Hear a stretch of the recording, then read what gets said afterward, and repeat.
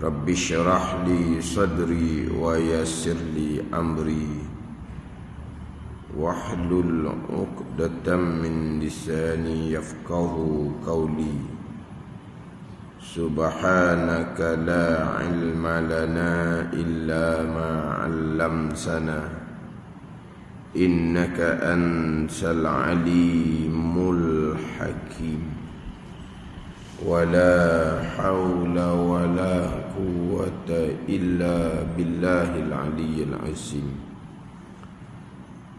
Kitab Bidayatul Hidayah, muka surat 21, baris ke-7 daripada bawah. Muka surat 21, baris ke-7 daripada bawah. Qala al-muallifu rahimahullahu ta'ala wa nafa'ana bi'ulumihi amin.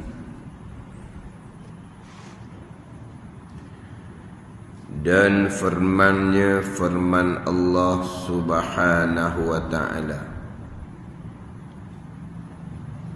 wa kallamallahu Musa taklima.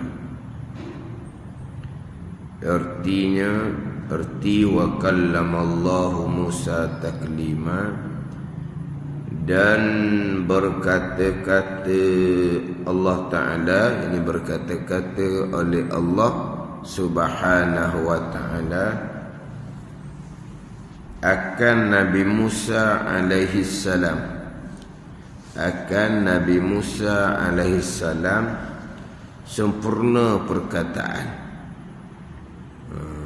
sempurna perkataan. Wa kallamallahu Musa taklima,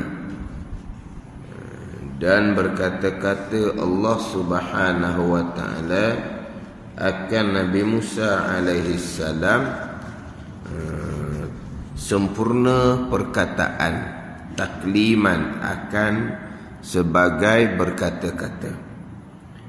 Ini sambungan bicara berkaitan dengan dalil wajib pada akal. Allah Subhanahu wa Ta'ala bersifat dengan sifat sama, bersifat dengan sifat basar, dan bersifat dengan sifat kalam. Didatangkan dengan dalil ayat Al-Quran, dalil nakli, kemudian disertakan di bawah tu dengan hadis Nabi sallallahu alaihi wasallam, dan juga bersekali dengan dalil akli. Daripada sifat wujud sampai ke sifat hayah, dalam matan Ummul Barahin hanya didatangkan dengan dalil akal, tidak disertakan dengan dalil nakli, dalil ayat Al-Quran dan hadis Nabi sallallahu alaihi wasallam. Masuk sifat sama, basar, kalam, didatangkan dengan dalil akal, dan didatangkan dalil nakli, ayat Quran dan hadis, kemudian didatangkan dalil akal. Yang pertama menunjukkan bahawa dalil ada dua. Dalil Al-Quran satu laginya dalil akal. Nak menyatakan bahawa dalil dalam pegangan kita ni, aqaidul iman yang 50 ni ada dua dalil. Satunya dalil ayat Al-Quran dan hadis, satunya dalil akal. Yang kedua, kenapakah didatangkan dalil ayat Quran serta dalil akal? Sebab dalil akal ni sepitah lalu, selapis, tak berapa nak kuat mana. Sebab dalil akal daripada sifat wujud sampai ke sifat hayah, dalilnya adalah ada makhluk ini. Dalilnya ada makhluk ini. Jadi kalau pergi kepada samak basar kalam, dalilnya ada makhluk ini, Jadi sepitah lalunya selapis. Apa kaitan samak, basar, kalam dengan ada makhluk? Kalau dalil kudrah, iradah, ilmu hayah ada makhluk, terang jelas. Kalau Allah tidak bersifat dengan sifat kudrah, macam mana nak ada makhluk? Tak ada sifat iradah, ilmu hayah, macam mana ada makhluk? Itu terang jelas. Dalil Allah bersifat dengan samak, basar, kalam, ada makhluk. Jadi apa kaitannya Allah menjadikan langit dan bumi makhluk dengan samak, basar dan kalam? Contohlah, kalau orang sendiri, orang yang pekak, boleh buat kerja molek-molek ada. Orang buta, macam-macam pekerjaan dia boleh buat walaupun dia buta. Orang bisu, gagah dia ni daripada orang yang boleh berkata-kata. Mana pekak, buta, bisu boleh buat kerja. Jadi kalau Allah tidak bersifat samak, basar, kalam, apa? Allah tak boleh buat langit dan bumi. Jadi apa kaitannya? Ada langit dan bumi menjadi dalil Allah bersifat dengan samak, basar, kalam. Jadi sepitah lalu tu. Tapi kalau perici molek, kalaulah apabila Allah tidak bersifat dengan samak, basar, kalam, akan bersifat dengan sifat yang mustahil. Pekak, buta, bisu, itu sifat kekurangan. Kalau Allah sendiri bersifat dengan sifat kekurangan, macam mana nak menjadikan langit dan bumi? Itu maknanya kalau perici kemah juga. Dalil wajib pada akal Allah bersifat dengan samak, basar, kalam dengan adanya makhluk ini. Dalam matan Ummi Barahim tu, kalau Allah tidak bersifat dengan sifat samak, basar dan kalam, berarti Allah bersifat dengan lawang dia. Pekak, buta dan bisu itu sifat kekurangan. Sifat kekurangan mustahil atas Allah. Apakah dalil sifat kekurangan mustahil atas Allah? Dalilnya ada makhluk ni lah. Sebab sebelum kita berpegang secara satu-satu sifat wujud, qidam, baqi, sifat 20, wajib kita berpegang secara ijmal, secara kasar. Allah Subhanahu wa taala bersifat dengan sifat kesempurnaan yang tidak terhingga banyaknya. Maha suci Allah daripada sifat kekurangan yang tidak terhingga banyaknya. Apakah dalil Allah bersifat dengan sifat kesempurnaan? Apakah dalil maha suci Allah bersifat kekurangan? Ada makhluk ini. Jadi mustahil Allah bersifat-sifat kekurangan, dalilnya ada makhluk ini. Jadi dalam matan Ibrahim tu, kalau Allah bersifat dengan sifat mustahil, pekak, buta, bisu, berarti bersifat dengan sifat kekurangan. Berarti setakat tu je yang kita berpegang mula-mula tu. Maha suci Allah bersifat kekurangan. Apa dalil? Maha suci Allah bersifat kekurangan, ada makhluk ini. Tu ya juga jadinya. Jadi maknanya dalil Allah bersifat samak, basar, kalam, dalil akal, ada makhluk ini jugalah. Yang pentingnya berdalil. Dalam bab pegangan tidak boleh taklid, turut orang semata-mata dalam bab pegangan, walaupun orang tu siapa sekalipun. Walaupun orang tu ulama besar sekalipun. Kenapa berpegang Allah Ta'ala bersifat dengan samak, basar, kalam? Sebab imam ulama yang besar ni yang berkata seumpama tu tak memadai, tetap wajib berdalil sendiri. Sebab manusia ni ulama besar macam mana sekalipun, tidak mustahil kemudian digajar pasal lain. Tidak mustahil. Pada akal lah, pada adah mustahil. Segi pada akal harus berlaku. tiba-tiba ulama yang besar diajar kemudian Allah tak ada sama bahasa kalamnya, contoh. Jadi kalau turut seseorang ulama besar sekalipun tidak memada, yang paling ditakuti adalah apabila taklid, turut orang lain dalam bab pegangan. Dekat nak mati, syaitan akan datang merupa, buat rupa orang tu. Tak kira orang tu ulama besar ke, guru kita ke, mak ayah kita ke. Kenapa berpegang Allah bersifat sama basar kalam? Mak ayah aja gitu dah. Jadi berpegang turut mak ayah. Tidak berdalil. Dibibangi pada masa nak mati, syaitan akan datang merupa, buat rupa orang yang dituruti dalam bab pegangan. Dia pun kata salah itu aja. Allah bersifat dengan sama basar kalam salah. Dia mati dah ni, dijumpa dah dengan Allah. Allah tak ada sama basar kalam, contoh syaitan. Dah diturut orang dalam bab pegangan dekat nak mati. Syaitan yang merupa orang tu kata tak ada hak sifat sama basar dan kalam. Dia pun turut balik tak ada ni. Akhirnya mati nak kena kufur wal iyazzabillah. Dan bab pegangan wajib berdalil sekurang-kurang dalil akal. Yang moleknya dalil ayat Al-Quran. Bukan sifat sama basar kalam sahaja.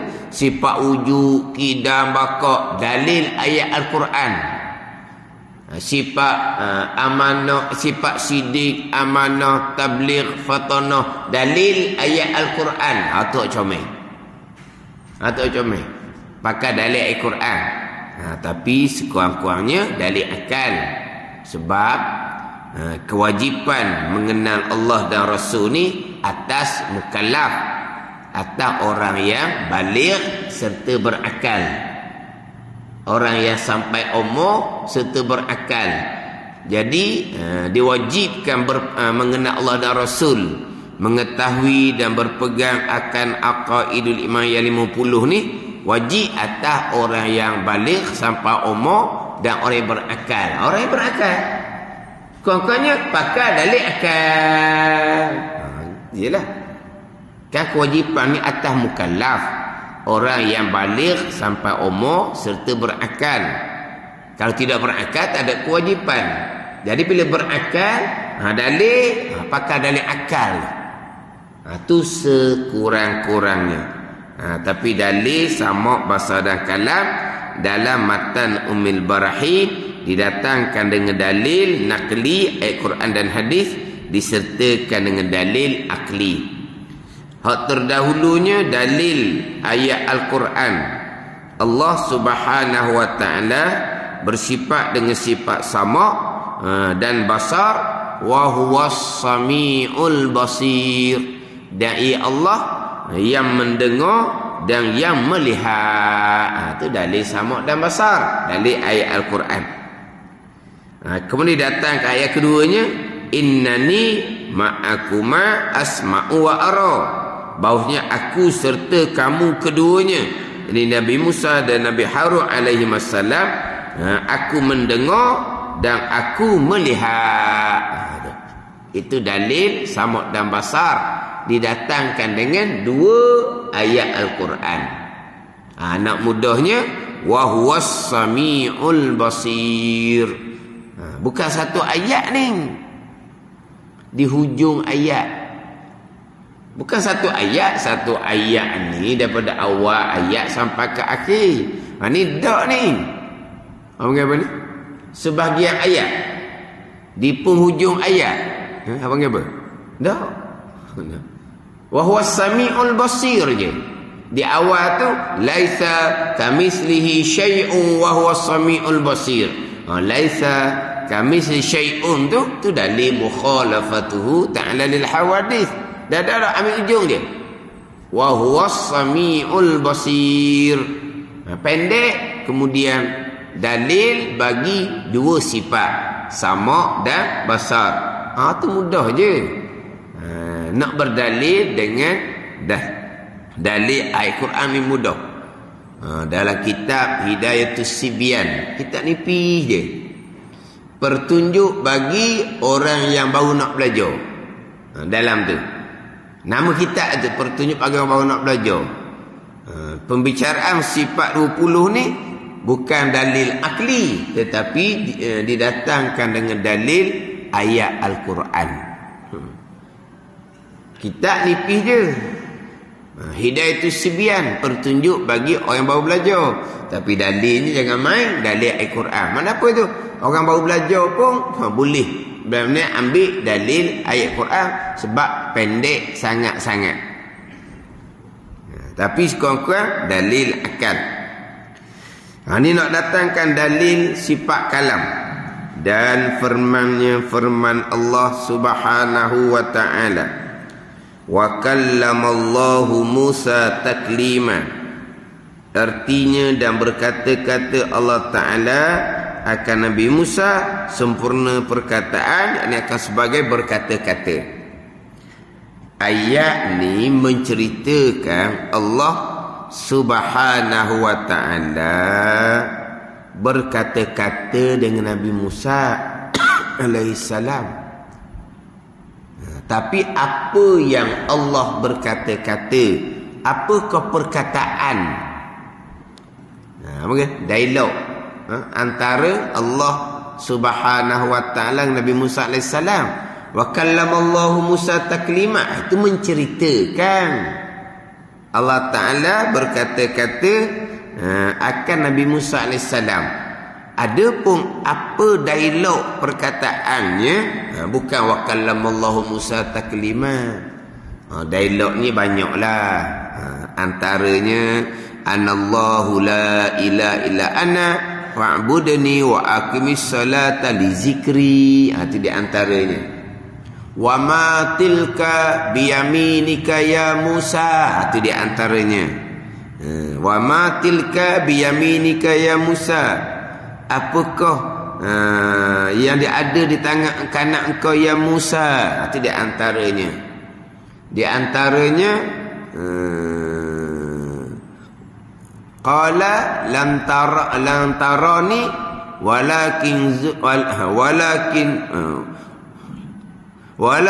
zur ilal jabal fa in istaqarra makanahu fasawfa tarani. Itu di antara tu. Di antara perkataan yang Allah Ta'ala berkata-kata dengan Nabi Musa alaihi salam.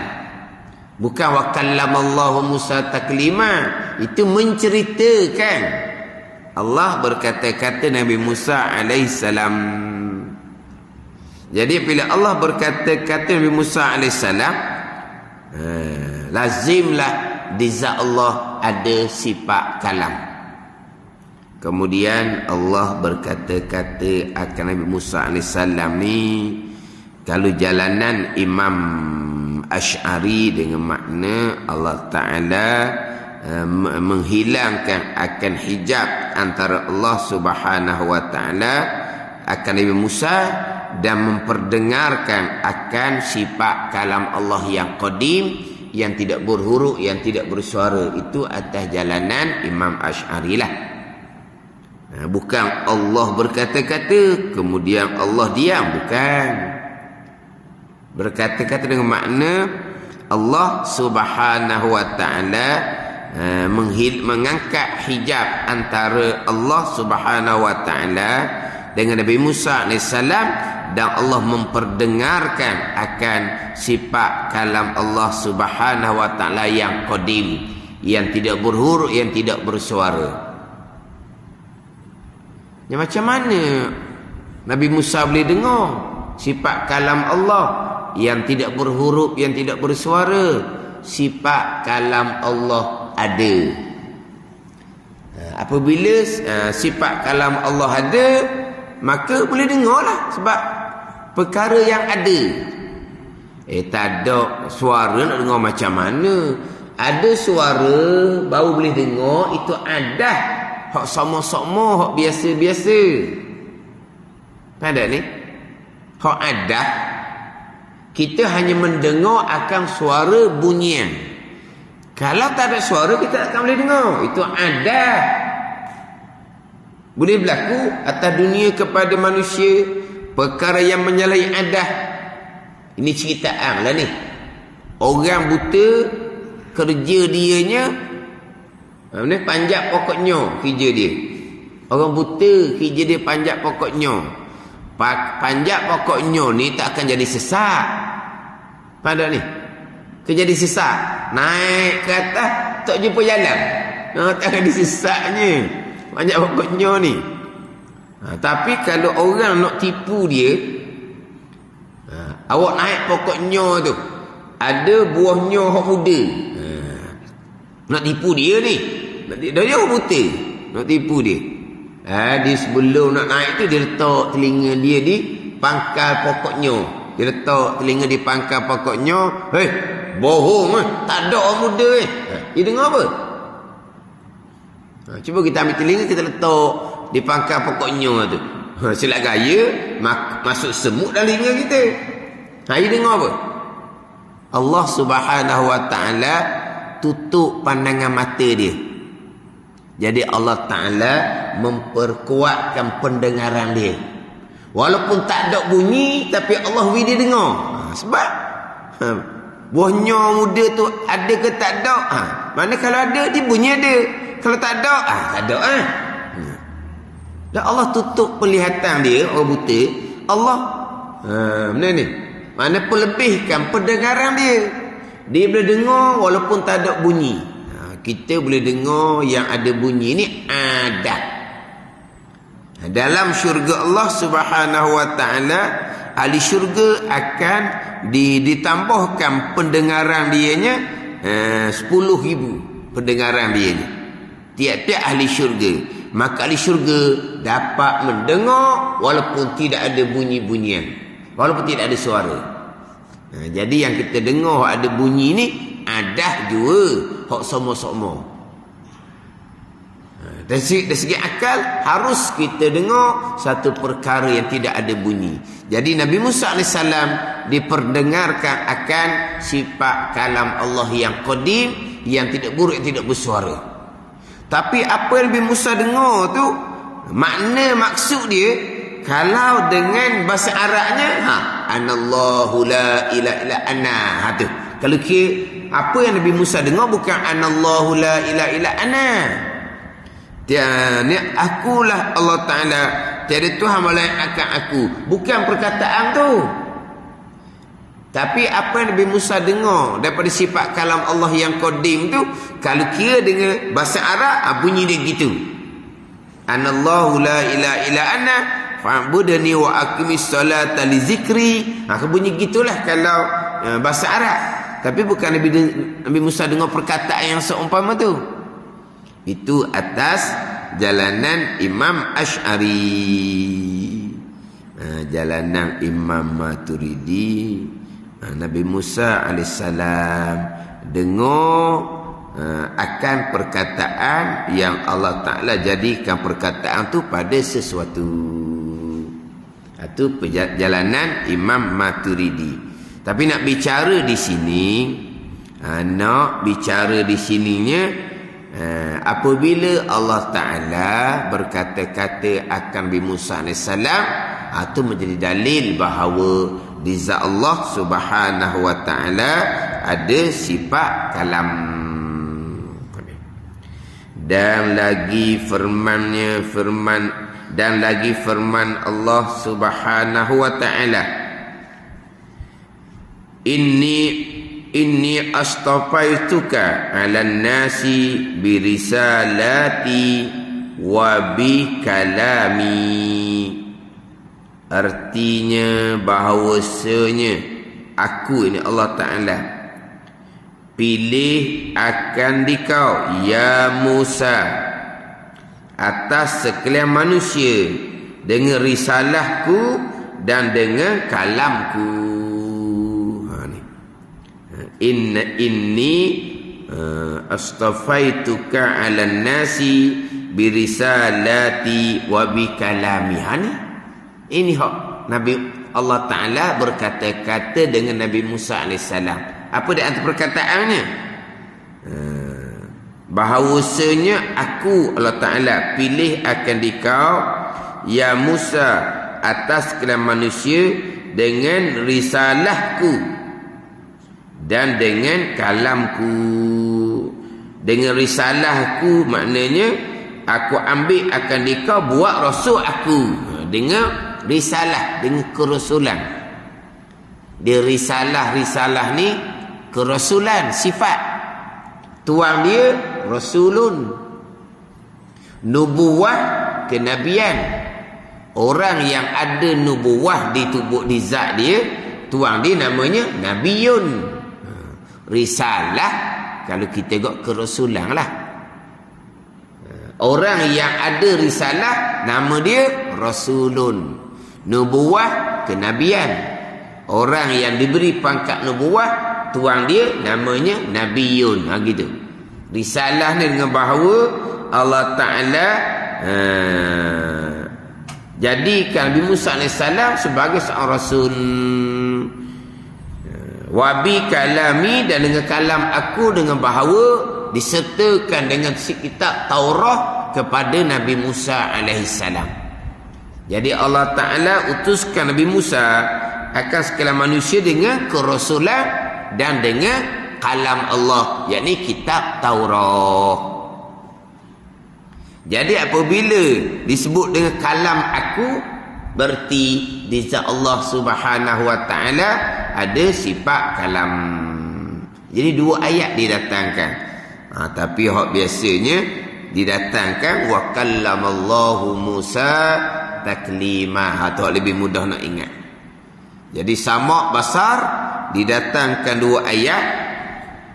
Sifat kalam didatangkan dua ayat. Dua ayat ni bagi dalil sifat samak basar dan juga sifat kalam. Jadi hak dalil-dalil Al-Quran menunjukkan bahawa sifat 20 sumbernya Al-Quranul Karim. Tapi susunan wujud kinabakak disusun oleh ulama. Sumbernya Al-Quranul Karim lah. Samak basar kalam sumbernya Al-Quranul Karim. Wujud kidam baka sumbernya Al-Quranul Karim. Ini dalam bab akidah ni nak reka macam mana? Sehingga kan ada orang ceramah dia kata, oh sekarang orang mengajar sifat 20, satu-satu sifat didatangkan dengan ayat Al-Quran. Nak cerita kepada orang ni bahawa sifat 20 ni Quran juga. Dan memanglah. Jadi dia kata bicara sifat 20 ni disertakan di Quran. Wujud, kidam, bakak disertakan dengan ayat Al-Quran. Ni nak selindung belakang ni dia kata. Sebab sifat 20 bukan daripada Quran. Tapi dia kata nak selindung. Nak cerita pada orang bahawa sifat 20 ni sebenarnya Quran. Maka didatangkan Quran. Dan memang semua di Quran. Lipuk ni dia menafikan. Itu bukan Quran lah tu. Wujud kena bakak bukan Quran. Ni samak basar kalam bukan Quran. Dia kata tu bukan Quran. Dia bukan Quran ambil mana? Apabila dibicarakan sifat 20 dengan ayat Quran, dia kata nak helah. Nak helah, nak cerita pada orang sifat 20 mai di Quran juga. Jadi maknanya bukan mai di Quran pun. Tapi nak selindung nak kata Quran juga. Faham tak ni? Walha kalau kitab-kitab yang besar memanglah dengan ayat Al-Quran. Tadi Hidayatus Sibiyan je. Hidayatus Sibiyan je disertakan dengan ayat Al-Quran. Kita biasa duduk belajar dalil akal je. Tu kitab kecil. Semua kitab dengan ayat Quran belaka. Tapi dia dengar orang mengajar 40, dia disertakan ayat Quran. Ni helah ni, dia kata helah ni. Nak selindung. Nak cerita pada orang ramai bahawa sifat 20 mai di Quran juga. Walhas sifat 20 bukan mai di Quran dia kata. Tu pelik. Susunan sifat 20 memanglah bukan susunan Al-Quran. Susunan bukan sifat 20. Susunan kitab fiqh tu pun tak ada pada masa Nabi. Kitabut Taharah, kitabus solah. Tak ada masa Nabi susun gitu. Quran hadis tak susun gitu. Ulama yang susun. Tapi taharah semuanya Quran dan hadis. Bab sembahyang semuanya Quran dan hadis. Memang tidak ada dalam Quran hadis susun. Kita pekoh pergi satu-satu bab. Sama juga dengan sifat 20. Kaedah susunan tu memang tak ada dalam Quran hadis. Tapi sumbernya mana? Quran hadis lah. Dia kata sifat 20 bukan hak Quran. Hak Greek Yunan dia kata. Hak orang kafir. Ni ada hak golongan yang seumpama tu.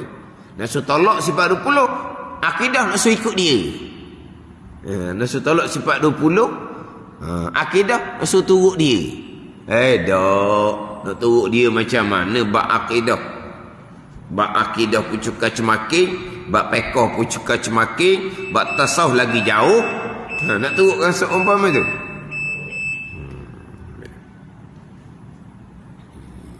Sumber ilmu akidah ni Quran dan hadis. Sidi, amanah, tabligh, fatanah. Quran lah sumbernya. Tapi kita kadang-kadang tak pandai Quran, kita hanya pakai hukum akal, dalil hukum akal. Itu memadalah untuk kitanya. Tapi sumbernya Rasul Sidik, amanah, tabligh, fatanah. Quran lah.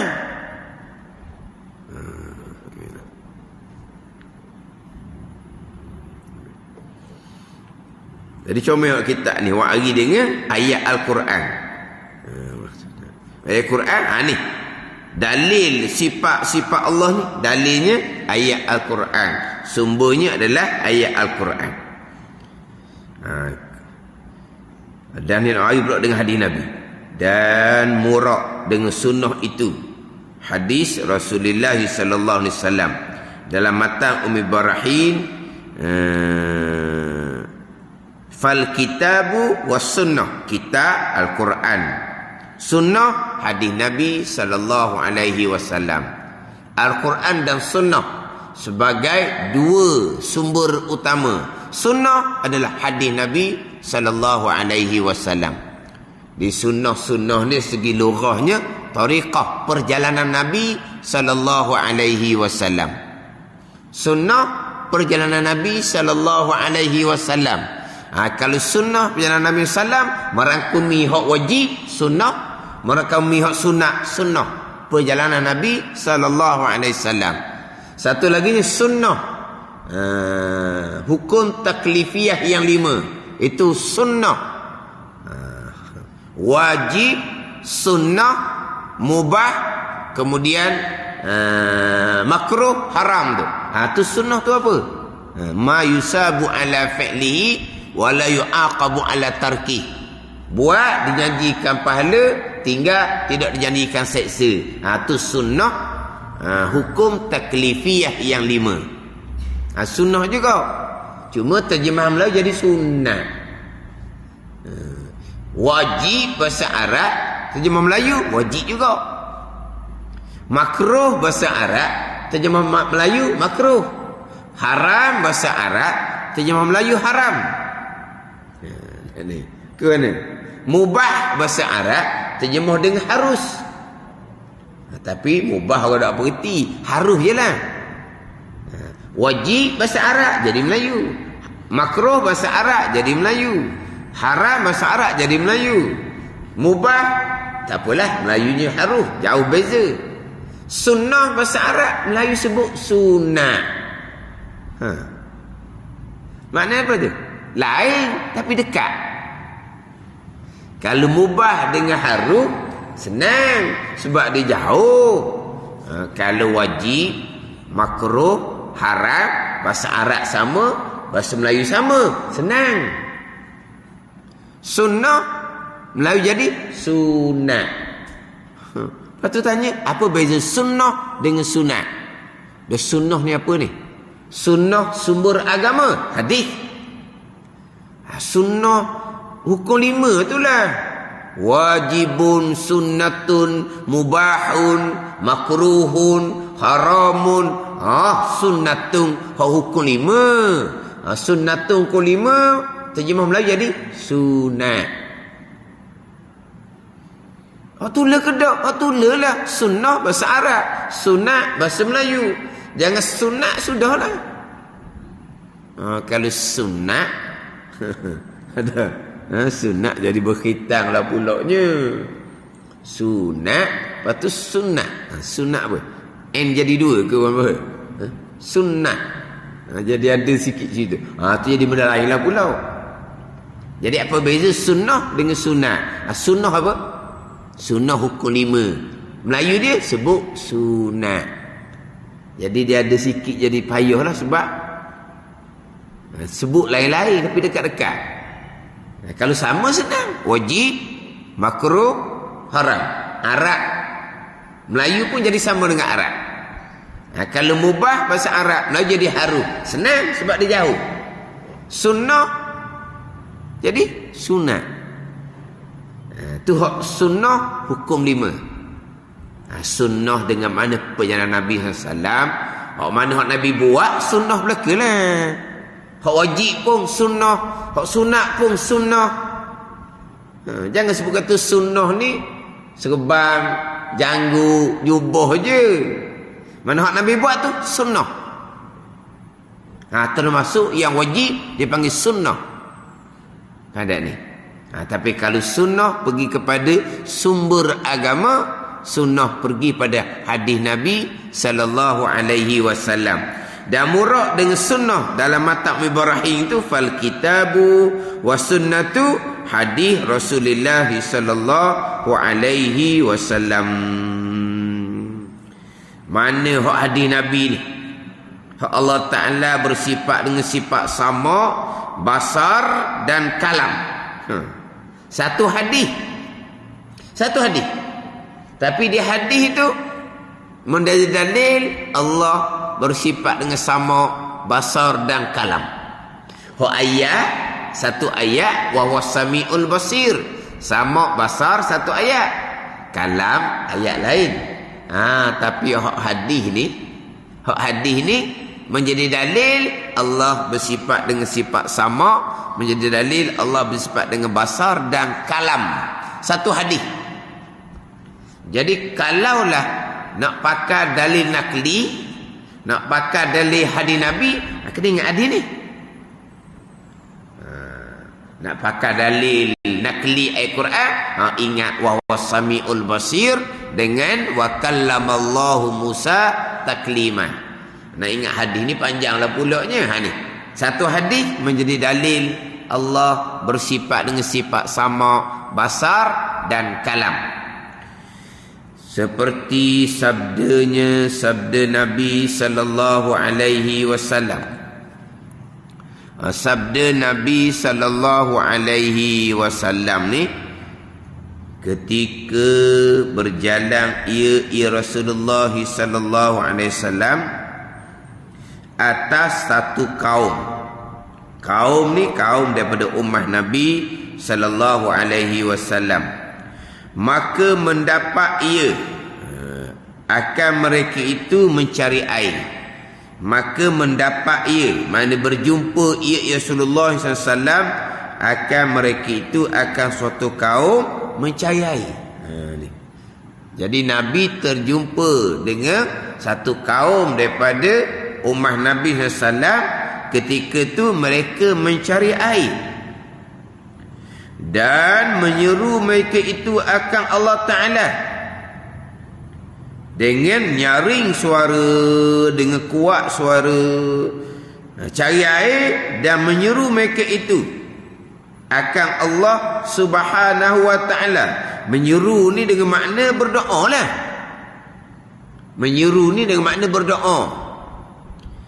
Dan menyeru mereka itu akan Allah Ta'ala dengan nyaring suara.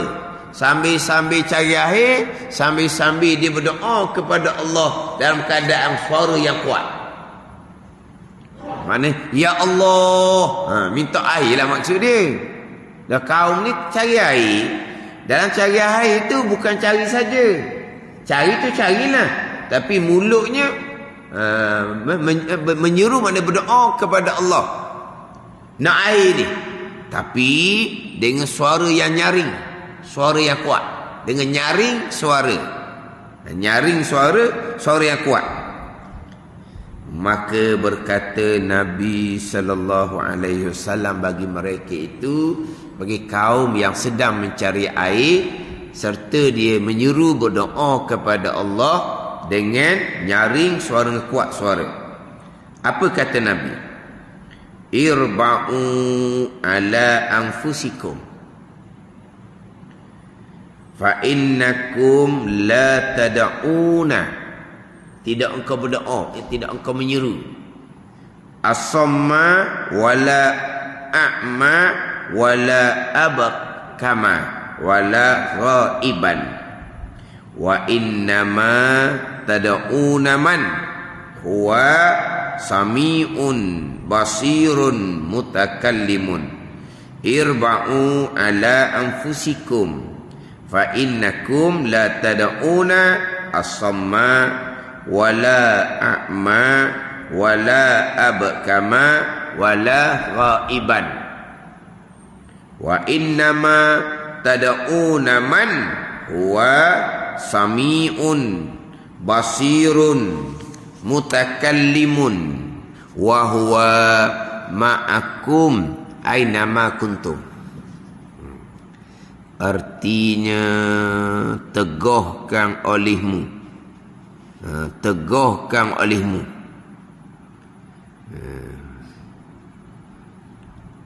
Atas diri kamu. Irba'u terjemah dengan teguhkan. Dia ada setengah terjemah irba'u ni kesiankanlah akan diri kamu. Gitu. Dah ni duk seru-seru kepada Allah Ta'ala ni. Ya Allah kuat suara ni. Serak suara. Irba'u kesian belahlah atas diri kamu. Irba'u ala anfusikum. Di sini tegahkan oleh kamu atas diri kamu. Tegahkan dia akan diri kamu. Dengan makna kesian belahlah oleh kamu akan diri kamu.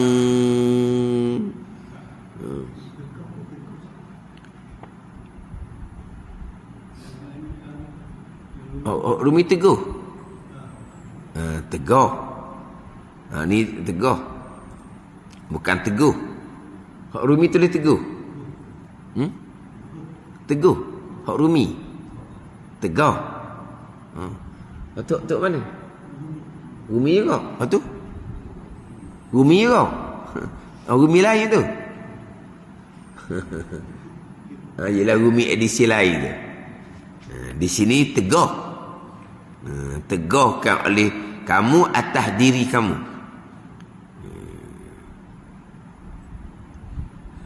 Teguh ni dengan makna saya ni, yakni mengkohor-kohor oleh kamu. Mengkohor-kohor. Pada ni, pada kohor. Perlahan lah. Saya kira lah. Hak tulis saya kira. Tunggu tulis kata apa pun tulis. Lepas tu kemudian nak baca mana hak tulis ni. Tadi dia tengok. Mengkohor-kohor. Dok mari mikir di polotok ni. Kohor-kohor kan dok? Kohor kau sikit. Ada kohor. Perlahan lah. Tahu. Kau mana kohor tau? Faham kita kohor. Dok saya tulis mengkohor-kohorkan. Tapi masa saya baca tadi, apa dia mengkohor? Baru. Lepas tu saya tak baca mula-mula. Saya catat. Sebab apa? Tak boleh nak baca. Bukan tak boleh nak baca. Tak mari di polotok ni. Apa benda pula mengkohor-kohor ni? Tak mari. Kena mengkohor-kohor tu perlahan lah. Perlahan. Ni tegahkan oleh kamu akan diri kamu, yakni mengkohor-kohor oleh kamu, yakni kesian belah oleh kamu akan diri kamu. Jangan kamu memenatkan akan diri kamu dengan mengkuatkan suara jadi serak nanti. Gitulah. Batu setengah kitab dijemah irba'u ala anfusikum, kesian belahlah oleh kamu atas diri kamu. Ya Allah, ya Allah. Nanya awak gitu. serak suara tu. Maka, yakni kerana. Kenapa sufyan belah atas diri kamu ni?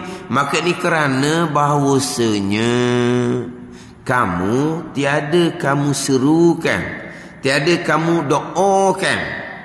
Yang tuli bukan Tuhan yang tuli, dan tiada yang buta, tiada kamu suruh doa kepada Tuhan yang buta. Dan yang kelu, tiada kamu suruh doa Tuhan yang kelu.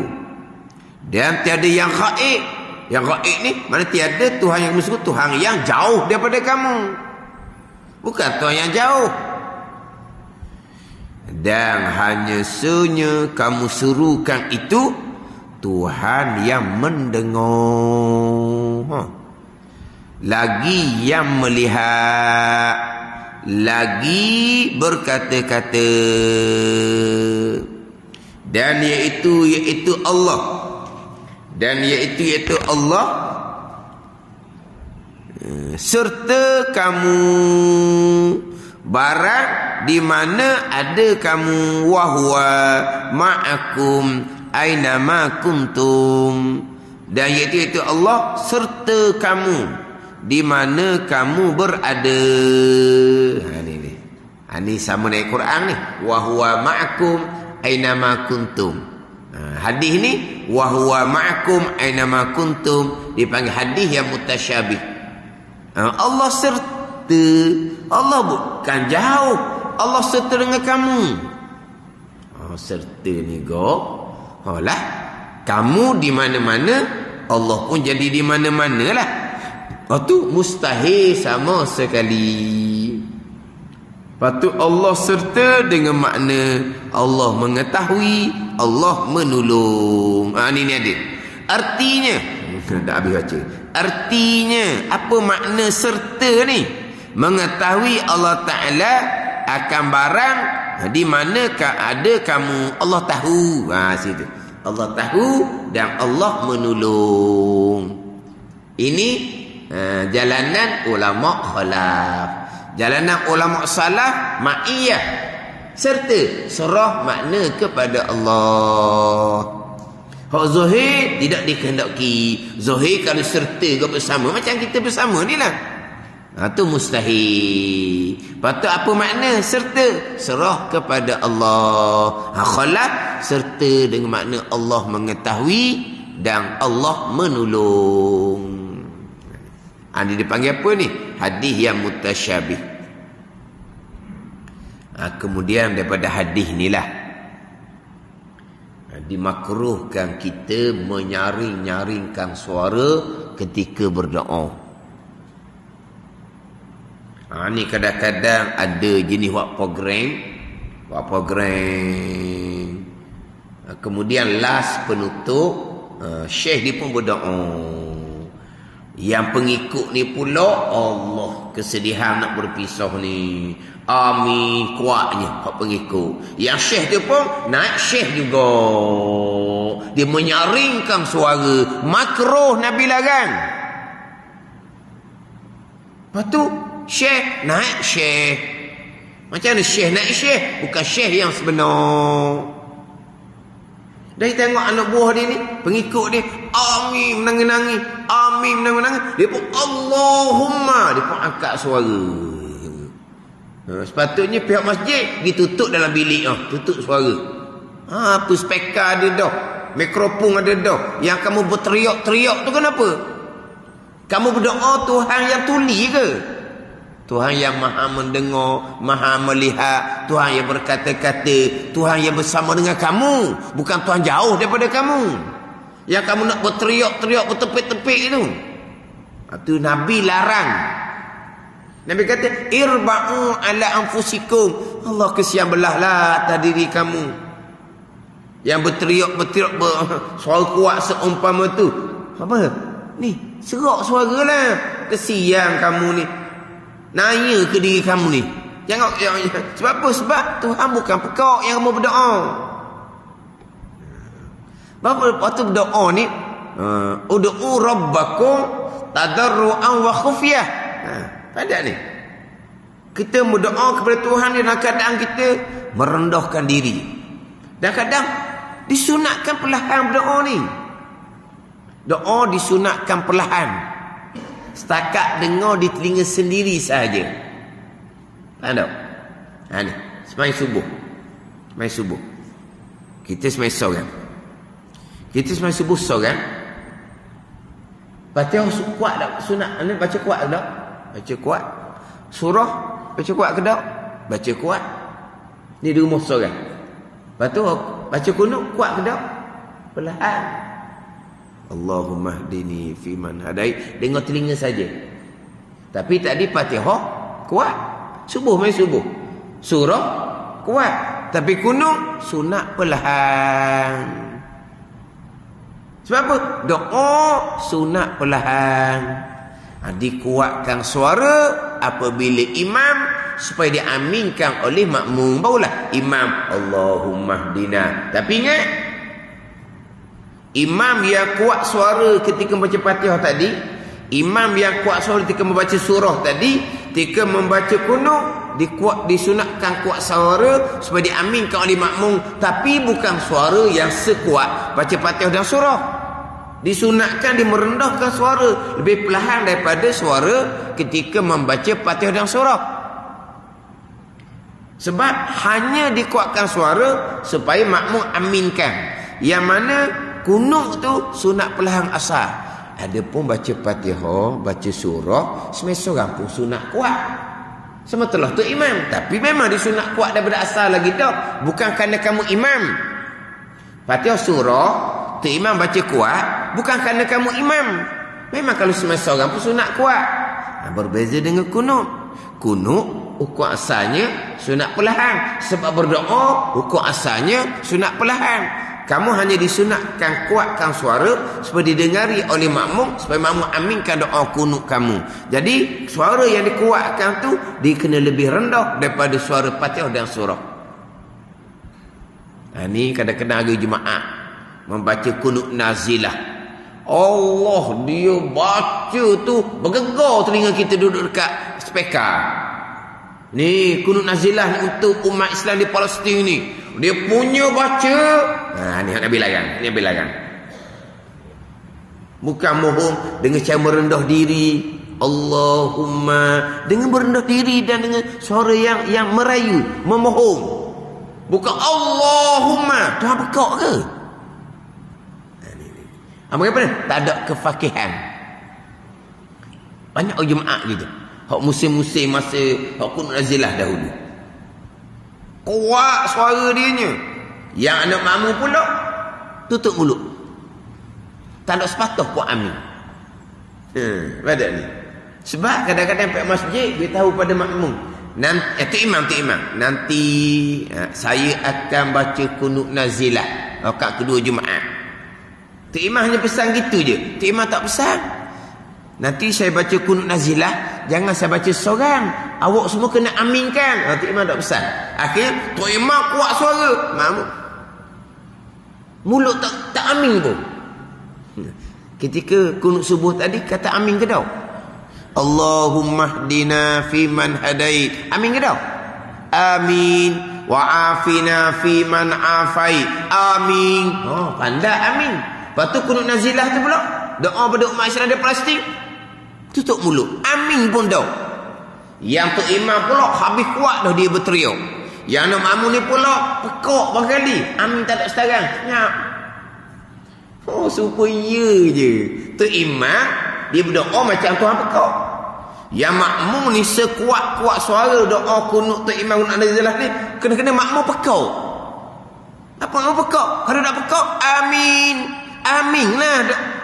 Bohong kepada Allah Ta'ala. Tapi makmum pekak. Lepas tu imam suara kuat sangat.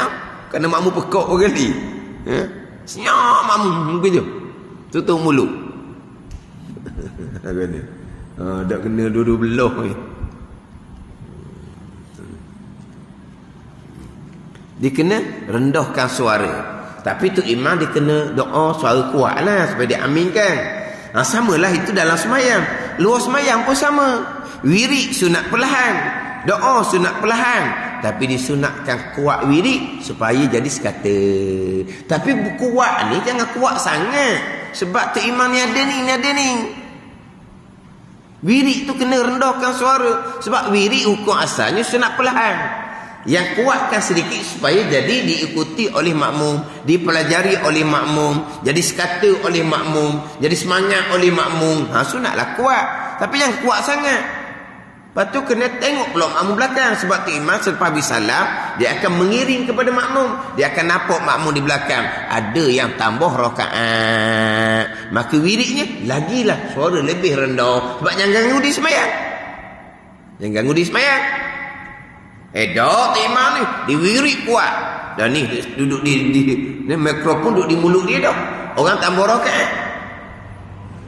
Ada tukang mengajar pula kata, ni mengajar Daudi. Saya dengar Daudi. Takkan wirid kuat ganggu orang tambah rakaat. Tu lori lalu depan masjid kan. Lori lalu tepi masjid kan. Tak ada ganggu-ganggu pun orang semayang. Lori. Lepas tu dia kata pula, ni Daudi weh. Dah, kenapa dia mari lambat? Marilah awak. Tak tambah rakaat. Dia kata gitu pula jadinya. Ada. Kita utamakan orang tambah rakaat. Kita kuatkan sedikit suara kita masih wirid, tapi kena jaga-jaga ada makmum tambah rakaat. Sebab kita hanya kuatkan supaya disekalikan oleh makmum. Hukum asal wirid lepas sembahyang. Berjemaah tu imam ke sembahyang seorang ke sama, perlahan.